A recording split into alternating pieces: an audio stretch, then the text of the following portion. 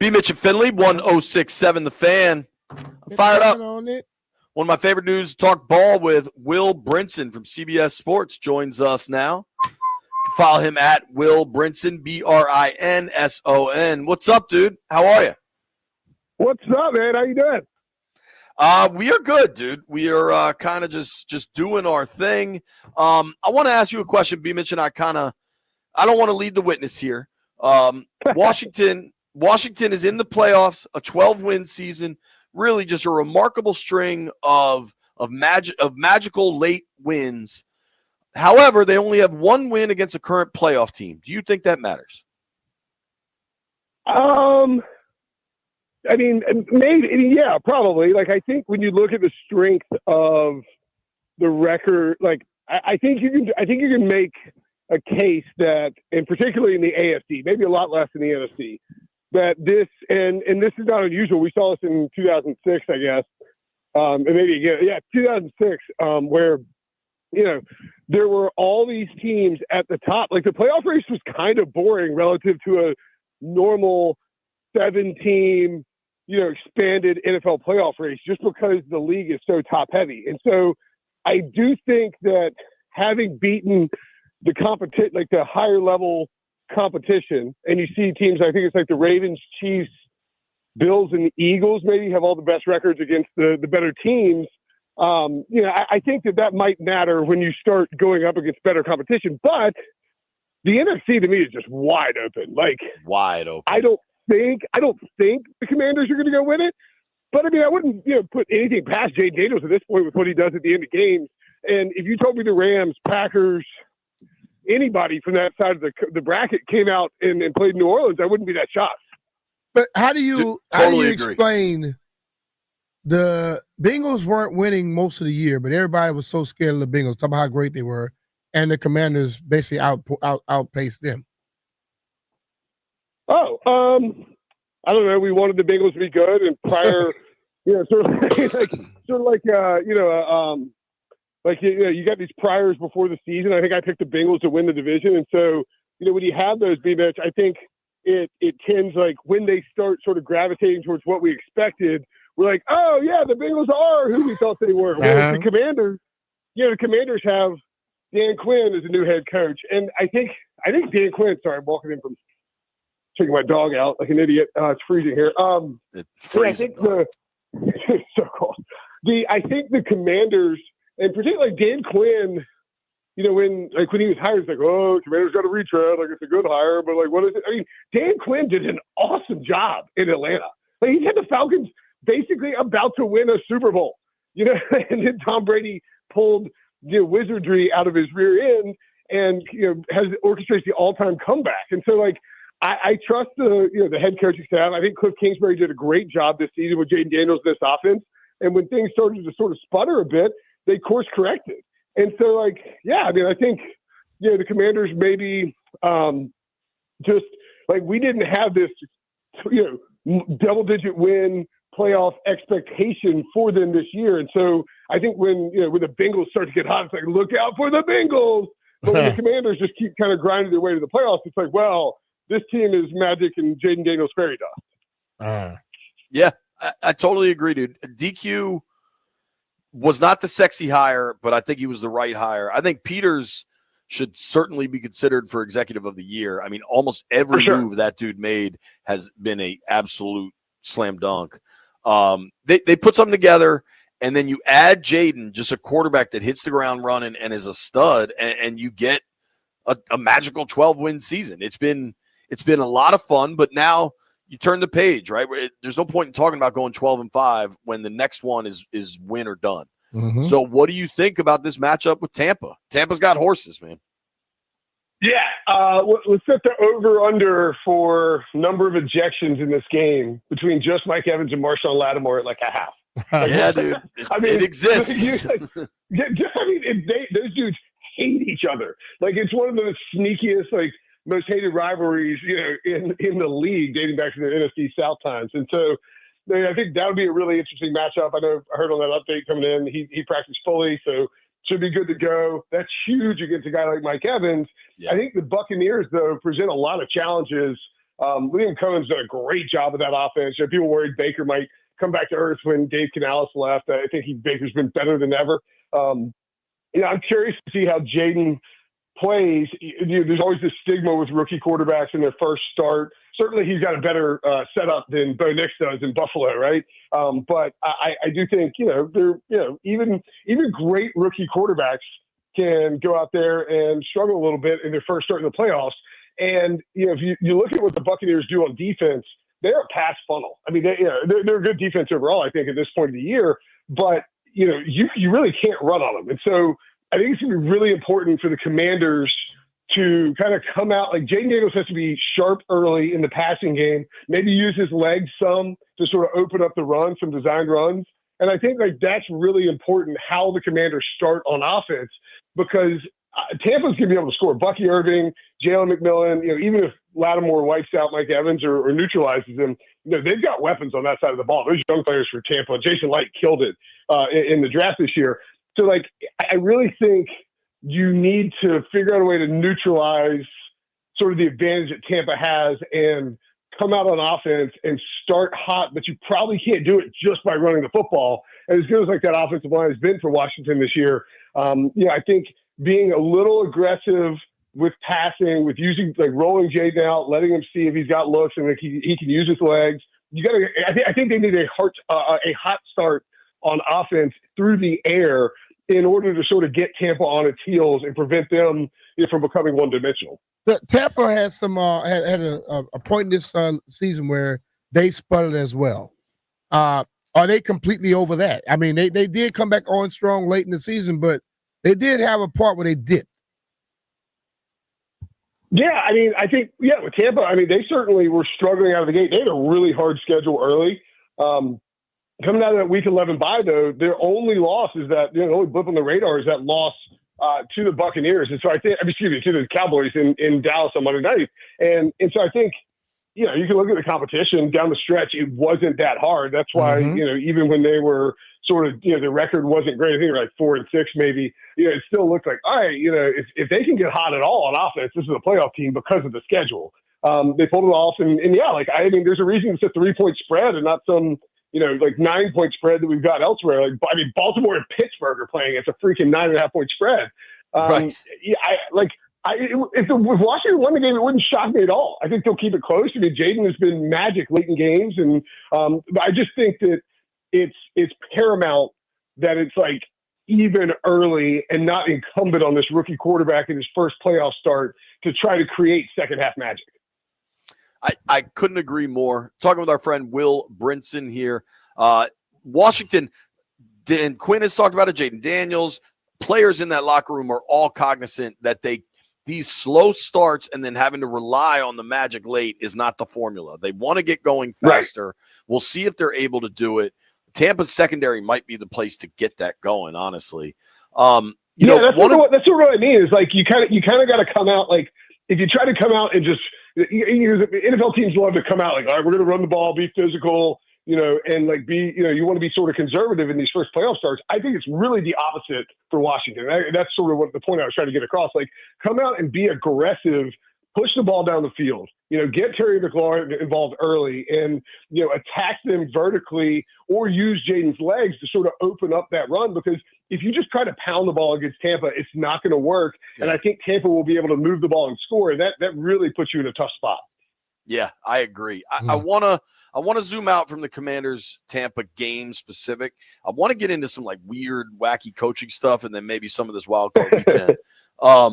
You're in Raleigh, and I know you're an NC State guy, but Chapel Hill's just right down the road. Is this a Belichick question? Oh, God, yeah. Unbelievable.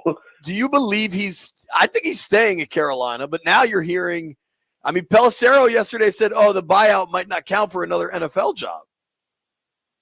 What do you make of that? So, the contract is public.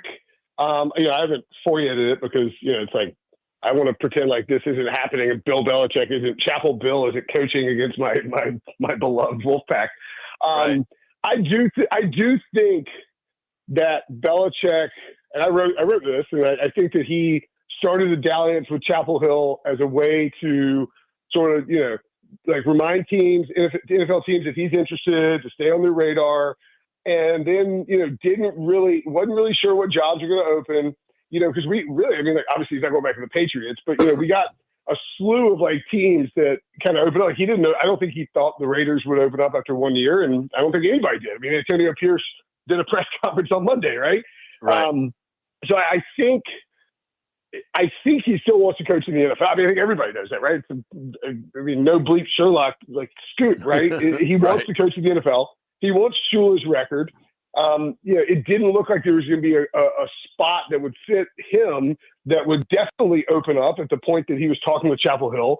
And I don't think he wanted to spend a second year out of coaching, because that, once you do 2 coaching cycles where you don't land a job and you're Bill freaking Belichick, it's just not a great look.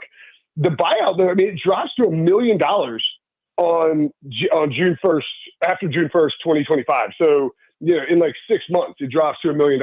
So that's, I think that is telling that buyout drops like that after, just 6 months on the job or whatever. More importantly, if Belichick decides to go back to the NFL, Tom Brady's Bill, you got to come help me in the Raiders. You'll have full freedom to do whatever you want in this building. It's a slow build. We know we're in a division with Jim Harbaugh, Sean Payton, Andy Reid, all their quarterbacks. Personally, I think he'll cut the check for $10 million, because what Chapel Hill's going to do is turn around and make his son the head coach anyway. They're not going to have time to go out and do another coaching search. So he's basically paying $10 million to give his son, to have his son become a head coach and then be able to go back to the NFL. $10 million to an NFL owner, $10 million is a lot of money. It's not a lot of money to NFL owners. Not at all. I still wouldn't rule it out. I know Diana Rossini came out and reported that it wasn't going to happen and that he was going to stay at Chapel Hill. I would guess that if I had to, I'm not going to source guess or anything like that, but, I would guess that's not coming from the Belichick side of things. I would think it's probably maybe somebody in Chapel Hill that is saying, whoa, we don't want, because this would be embarrassing for Chapel Hill if he leaves. Hell yeah. I do think the Belichick side of things is notoriously silent too. Right, exactly. The Pelissero stuff probably coming from, one of these NFL teams that wants to let it know, maybe it's whatever, maybe it's Belichick's agent, whatever it is, it's trying to remind Jacksonville, hey, Belichick's still there. I would not rule anything out. This is a guy who, the day he was being introduced as the Jets head coach, scribbled on a cocktail napkin, I resigned as HC of NYJ, and left and went and took the job of a division rival.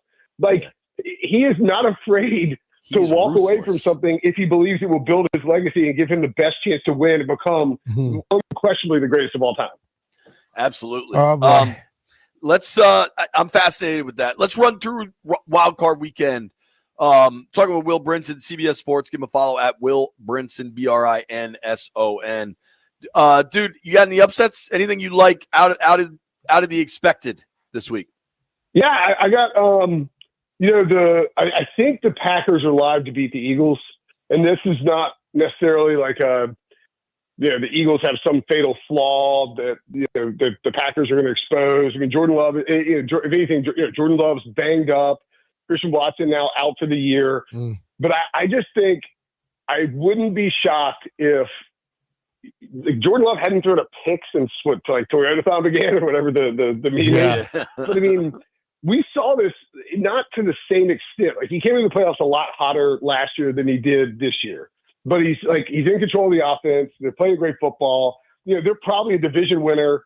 I don't know, 9 out of 10 years. There just happened to be a 15-win and a 14-win team above them in the division, which is crazy. I think that Jordan Love, there's a chance Jordan Love goes into Philly and is just on fire and is dealing, and he's just sort of a gamer like he did last year against Dallas, and a good Dallas defense coached by Dan Quinn. I just think that is very much in play. And you look at the spread; it's only 4.5. I think Green Bay's kind of live to take down Philly, and then I think the Rams should be favored against the Vikings. Now, the California stuff. Tragic. I got a buddy who lives out there who lost his house yesterday. It's unbelievable. What's happening out there, and obviously football is second. if they have to move the game, which I think is becoming maybe increasingly likely, we heard the NFL, like announce what the contingency plan was. When the league does that, it's way further down the road of exploring that than normal. Like if there's a hurricane buried down in Florida, they're like, we're monitoring the weather. In this case, they're actually like, if they have to move, we will move it to Arizona. So that's a little bit of a concern from the Rams' perspective, and obviously everything going on, with players who have families that live nearby and all that. But you look at the time they played this year in the regular season, Matthew Stafford completed 75% of his passes against that Brian Flores defense. 4 touchdowns, 8 yards per attempt. And against the blitz, you look at the advanced stats, 9 out of 12. Like Flores took heat after him on 12 dropbacks, completed 9 of the passes. I just think, and like rarely do you have a situation where, you're going to have a coaching advantage over Kevin O'Connell, who's a great coach. But Sean McVay, I think, is a better coach than Kevin O'Connell. I mean, both top 10, maybe top 5. You have a coaching advantage, and you have a massive quarterback advantage. Sam Darnold starting first playoff game. We saw him against Detroit in that big spot. I think it's a tough spot for Darnold, and I just think the Rams should be favored. I think they win that game as well. You think the Lions gave the Rams or anybody else a secret to go? Because Darnold, when you don't rush him, he'll pick you apart. When you rush him, speed him up, he was throwing the ball wherever. Yeah, exactly. I think you'll see a lot more pressure packages. Get heat on Darnold. And again, like you talk about getting one-dimensional. If you can sort of force them to throw a ton, and I think the guy's having a week of rest. You saw Blake Corum breaks his forearm. That's a blow to that depth of that Rams running game. But it speaks to why Sean McVay rested the guys and wasn't worried about who his opponent was going to be in the wild card round, or whether he was a 3 or 4 seed. I think they said heat after Darnold, and you see Stafford come out and look really, really sharp. I mean, I'm as big a Matthew Stafford stan as there gets, but I mean the guy is a gamer. Now, I know people think he padded stats for years in Detroit, but the freaking Lions, man. He had the Lions in the playoffs several times before they were these Lions. So I think Stafford shows up, and I think the Rams are kind of primed to make maybe even a deep run. People are kind of sleeping on them. I tend to agree with you on both of those. I think the Pack could be live.